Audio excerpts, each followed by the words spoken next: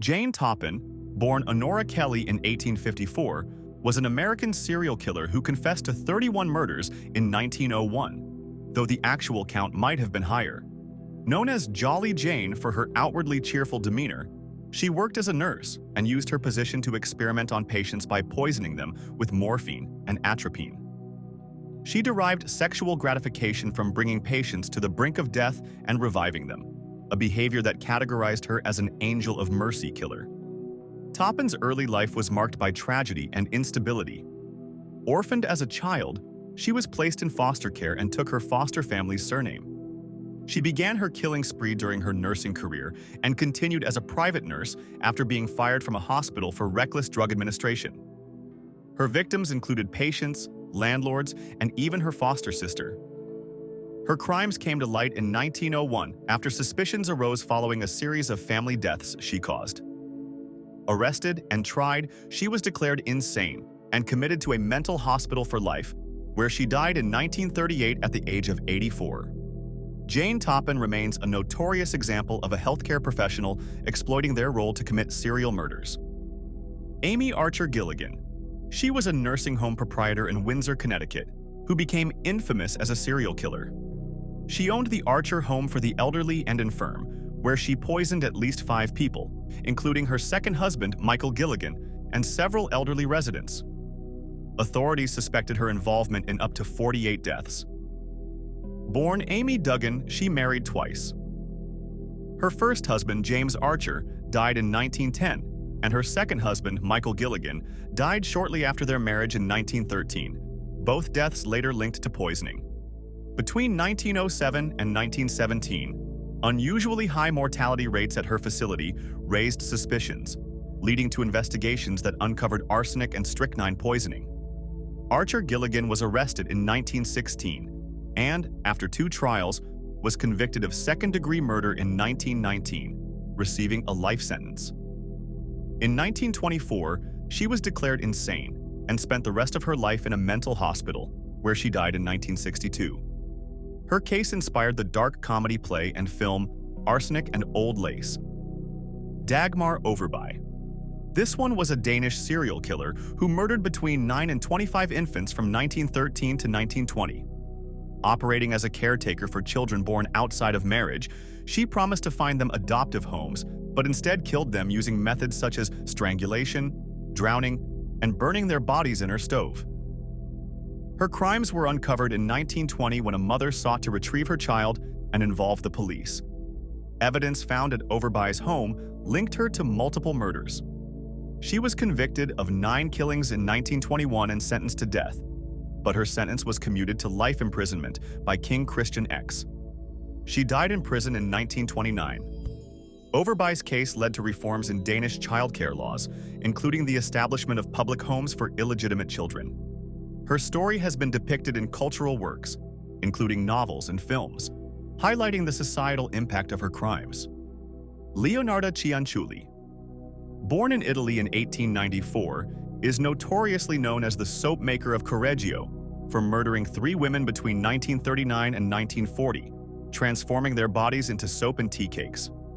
A troubled life marked by miscarriages, the loss of 10 of her children, and a deep fear of losing her surviving 4 children drove her to commit these crimes. She believed human sacrifices would protect her favorite son, Giuseppe, who was set to join the army during World War II.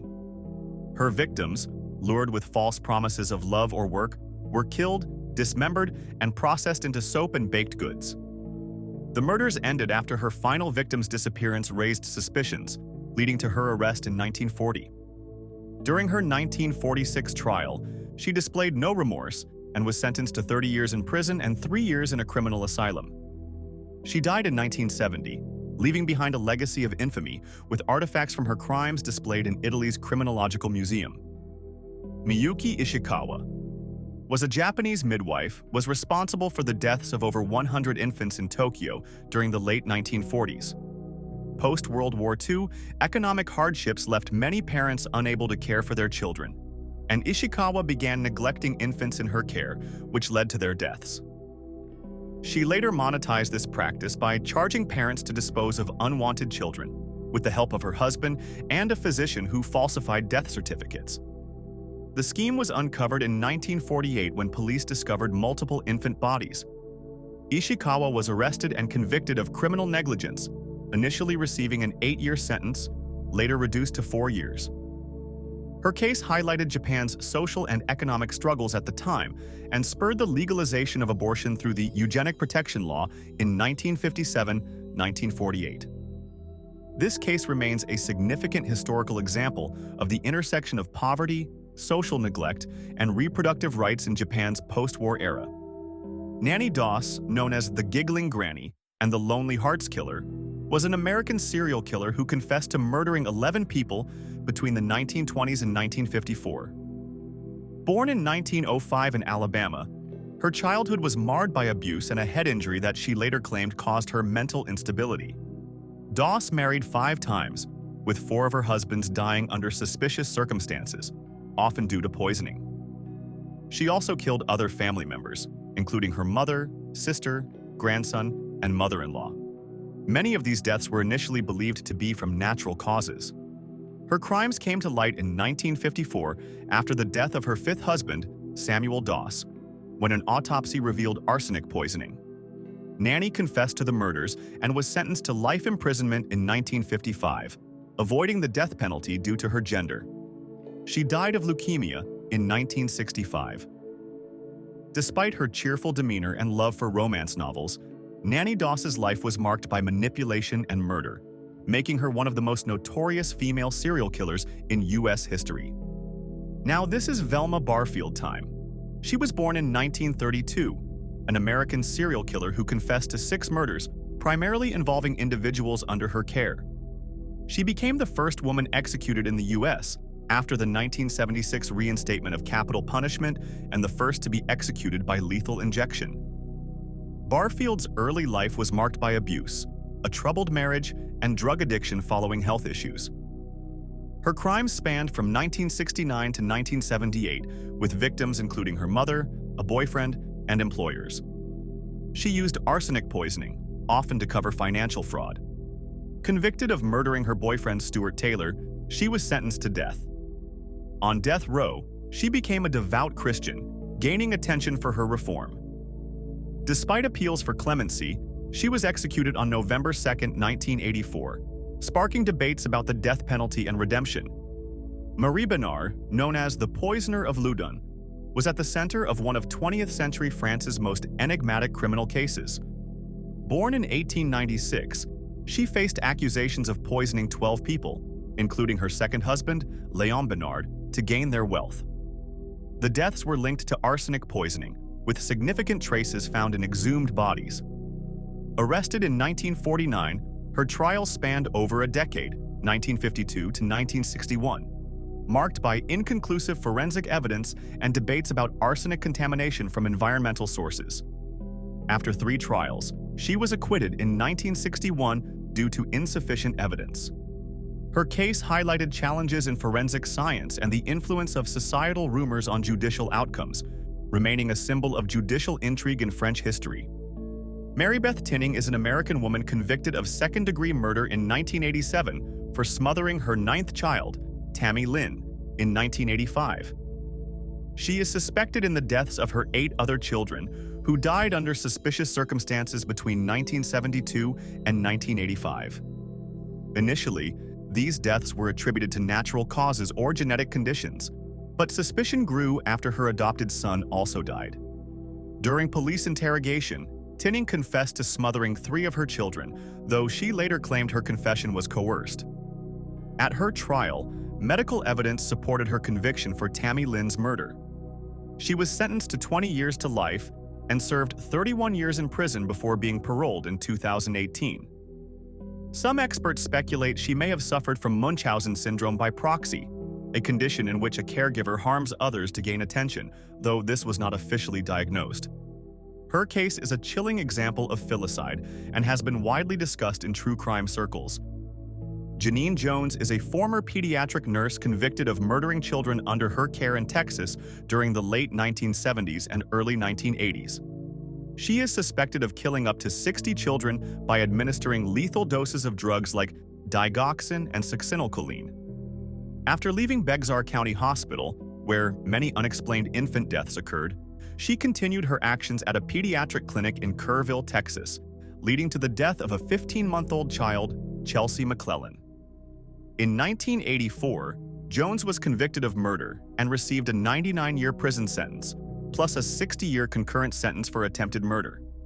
She was nearly released in 2018 due to a Texas law on early release, but prosecutors reopened cases to prevent her freedom.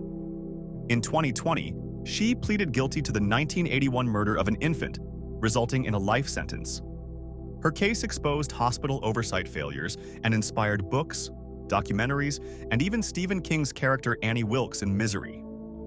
Dorothea Puente, known as the Death House Landlady, was a Sacramento boarding house operator who murdered tenants between 1982 and 1988 to steal their Social Security checks. She buried their bodies in her backyard, with 7 discovered in 1988. Despite her grandmotherly demeanor, she drugged and killed her victims for financial gain. Captured after fleeing during the investigation, she was convicted of 3 murders in 1993 and sentenced to life in prison, where she died in 2011 at age 82. Her story remains infamous in true crime history. Aileen Wuornos, born in 1956, was an American serial killer who killed 7 men in Florida between 1989 and 1990.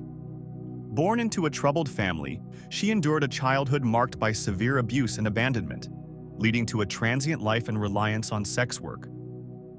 Wuornos claimed her murders were acts of self-defense against men who assaulted her, though she was convicted and sentenced to death for 6 of the killings. Diagnosed with borderline and antisocial personality disorders, her case raised debates about the justice system, mental health, and the intersection of violence and sex work. Her life inspired books, documentaries, and the film Monster, 2003. Wuornos was executed by lethal injection in 2002. Juana Barraza, born in 1957 in Hidalgo, Mexico, was a professional wrestler known as La Dama del Silencio, the Lady of Silence, who became one of Mexico's most infamous serial killers. Her troubled childhood included severe abuse and trauma, which she later channeled into her crimes. Between the late 1990s and 2006, she murdered elderly women, earning the nickname La Mataviejitas, the Little Old Lady Killer. Barraza gained her victims' trust by posing as a social worker or government official to enter their homes, then strangled and robbed them.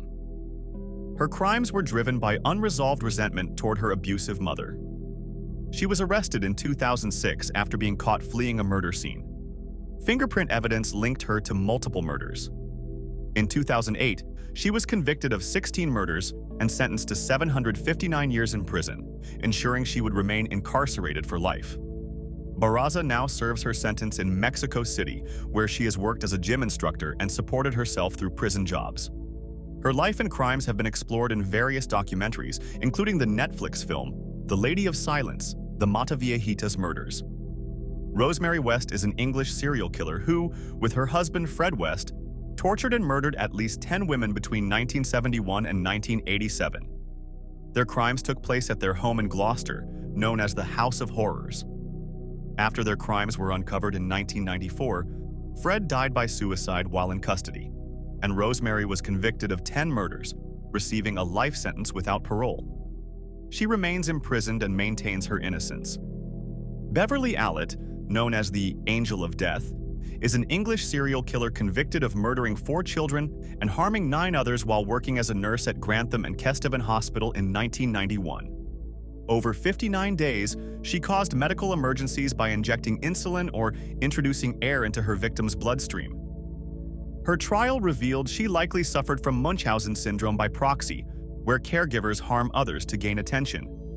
She was sentenced to 13 life terms in 1993 and initially held in a high-security psychiatric hospital. Her minimum sentence expired in 2021, making her eligible for parole. Allit's case led to stricter hospital procedures and has been widely covered in documentaries and dramatizations. Christine Falling, an American serial killer, was convicted of murdering 6 individuals between 1980 and 1982. Her victims included 5 children and 1 elderly man, most of whom were under her care as a babysitter or caregiver. Christine had a troubled childhood marked by neglect, abuse, and poverty. Early signs of disturbing behavior included harming animals. She experienced mental health issues like hallucinations and epilepsy and was declared incapacitated by age 16. Her murders involved suffocation, which she later attributed to hearing voices commanding her to kill. Initial explanations for the deaths deflected suspicion, allowing her to continue her crimes. After confessing to 3 murders in 1982, she was sentenced to life imprisonment. She narrowly avoided the death penalty due to her confession. Christine is incarcerated at the Lowell Correctional Institution in Florida. Her 2017 parole request was denied, and her next hearing is scheduled for 2024. Her case highlights issues of mental illness and the importance of monitoring caregivers. Gwendolyn Graham and her partner Catherine Wood were nurses' aides at a Michigan nursing home who killed 5 elderly female patients in 1987. The murders were reportedly part of a twisted game, and they targeted vulnerable victims with severe illnesses like Alzheimer's. Wood claimed Graham committed the killings while she acted as a lookout. The crimes went undetected until Wood confessed in 1988, framing Graham as the mastermind. Despite no physical evidence, Graham was convicted and sentenced to life without parole, while Wood received a lesser sentence of 20 to 40 years and was released on parole in 2020. The case has been widely debated, with some questioning Wood's account and her role in the crimes. It remains a chilling example of a criminal partnership and the complexities of assigning culpability in such cases. Charlene Gallego, born Charlene Adele Williams in 1956, became infamous as part of a serial killer duo with her husband, Gerald Gallego. Between 1978 and 1980, they abducted, sexually assaulted, and murdered at least 10 victims, primarily young women, in California and Nevada. Charlene, from a supportive and affluent family, had a high IQ and early musical talent, but fell into drug and alcohol use in her teenage years. She met Gerald, a man with a criminal past, in 1977, and together, they began their killing spree, often targeting young women and luring them under false pretenses. Their spree ended in 1980 when a witness's tip led to their arrest. Charlene cooperated with authorities, testifying against Gerald in exchange for a reduced sentence of 16 years and 8 months. Gerald received death sentences in both California and Nevada, but died of cancer in 2002 before his execution. Charlene was released in 1997 and has kept a low profile, claiming she was manipulated by Gerald. However, her role remains controversial, with questions about the extent of her involvement. The case is a chilling example of the destructiveness of criminal partnerships. Patricia Van Taylor Allanson, known as the Deadly Magnolia, is an American woman notorious for her manipulative and criminal behavior. Early life. Born in 1937, Patricia had a turbulent life marked by early marriage and divorce before marrying Tom Allanson in 1974. Murders. Shortly after their marriage, Tom's parents were shot to death, and he was convicted for their murders, allegedly influenced by Patricia. Poisoning attempts. Patricia later attempted to poison Tom's grandparents with arsenic to gain their estate, but was caught and sentenced to prison in 1977. Caregiver crimes. After her release in 1984, she worked as a caregiver and poisoned a couple, leading to the death of James Christ and the illness of his wife Betty. She was convicted again in 1991. Later years. Released in 1999, Patricia was arrested again in 2008 for illegally obtaining prescription drugs. Her life and crimes have been explored in media, including Ann Rule's book, Everything She Ever Wanted, and true crime shows. Patricia's actions highlight extreme manipulation and criminal persistence. For the last criminal, we have Martha Ann Johnson, who is an American woman convicted of murdering her 11-year-old daughter, Jenny Ann Wright, in 1982. She is suspected of killing 3 of her other children between 1977 and 1982 under suspicious circumstances, often linked to marital issues with her husband. Her methods primarily involved smothering the children, and she initially confessed to 2 of the murders, but later retracted her confession during her trial. Johnson was convicted in 1990 and sentenced to life in prison but was granted parole in 2020. after serving about 30 years.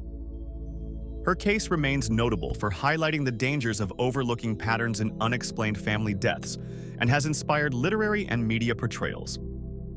I'll know you are expecting more video like this, so hit that thumbs up button and subscribe to the channel. Your support means the world, and it helps us keep bringing you more contents.